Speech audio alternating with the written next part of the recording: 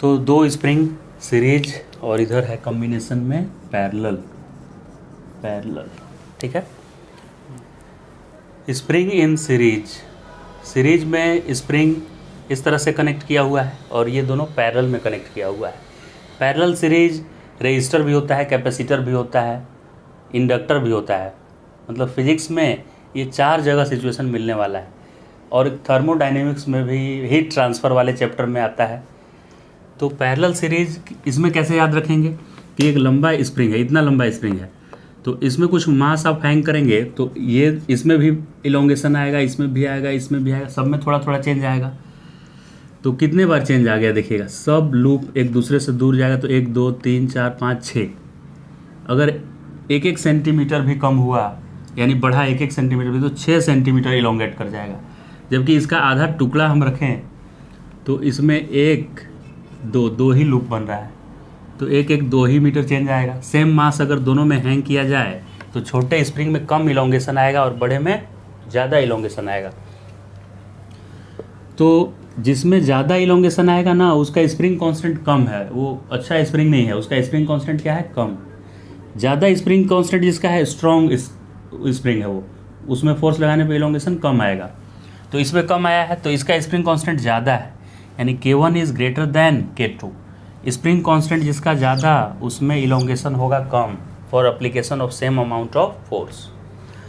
उससे रिलेट कर सकते हैं याद करने के पर्पज़ से कि यहाँ पे मैं देख रहा हूँ कि 2 स्प्रिंग लगाने पे सीरीज में बढ़ा हुआ लेंथ जैसा दिख रहा है मुझे, राइट। तो सीरीज में स्प्रिंग कांस्टेंट कम हो जाना चाहिए, सीरीज में इफेक्टिव स्प्रिंग कांस्टेंट कम होना चाहिए।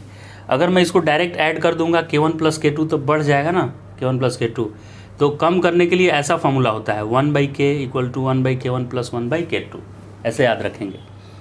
रजिस्टर से रिलेट कैसे करेंगे, रजिस्टर में सीरीज में उल्टा होता था, जस्ट रजिस्टर में सीरीज में डायरेक्ट ऐड हो जाता था, पैरेलल में ऐसा होता था रजिस्टर के केस में, करंट इलेक्ट्रिसिटी चैप्टर में।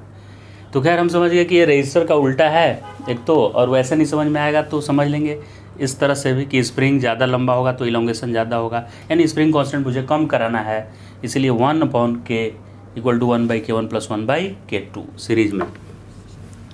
पैरेलल में स्प्रिंग रहेगा ऐसे, तो इसका चूँकि उसमें 1/K करके लिखे हैं तो इसमें डायरेक्ट लिख देंगे ऐड करके K1 + K2। अब पैरेलल सीरीज जानने का तरीका क्या है कि पैरेलल में सेम पॉइंट से कनेक्टेड होना चाहिए। जैसे स्प्रिंग नंबर 1 और 2 दोनों एक सिचुएशन एक जैसा कनेक्टेड है, दोनों ही ब्लॉक से कनेक्टेड है, और इस स्प्रिंग का दूसरा एंड वॉल से कनेक्टेड है। तो इसका जैसा दोनों एंड है, इसका दोनों एंड सेम सिचुएशन में फंसा हुआ है, इसीलिए ये पैरेलल में है, राइट। जबकि इसका देखेंगे आप तो इसका क्या है, इसका एक एंड वॉल से है लेकिन इसका कोई भी एंड वॉल से है ही नहीं, तो आइडेंटिकल सिचुएशन में नहीं ये फंसा हुआ है। तो पैरेलल में दोनों स्प्रिंग का दोनों एंड एक जैसा सिचुएशन में रहना चाहिए। एक मैं यहाँ पे डायग्राम बनाऊंगा और आपको बताना है कि इन दोनों स्प्रिंग को पैरेलल लिया जाएगा कि सीरीज। ये स्प्रिंग नंबर 1 ये मास है, इसका स्प्रिंग कांस्टेंट K1, ये स्प्रिंग नंबर 2 इसका स्प्रिंग कांस्टेंट K2। तो मुझे इन दोनों का स्प्रिंग इक्विवेलेंट निकालना है, तो ये दोनों सीरीज में दिख रहा है कि पैरेलल है, ये दोनों बताइए। तो ये देखने में तो लग रहा है सीरीज, लेकिन ये है सीरीज नहीं, क्योंकि स्प्रिंग नंबर 1 का एंड वॉल से कनेक्टेड है, मतलब ये एंड मूव नहीं करेगा।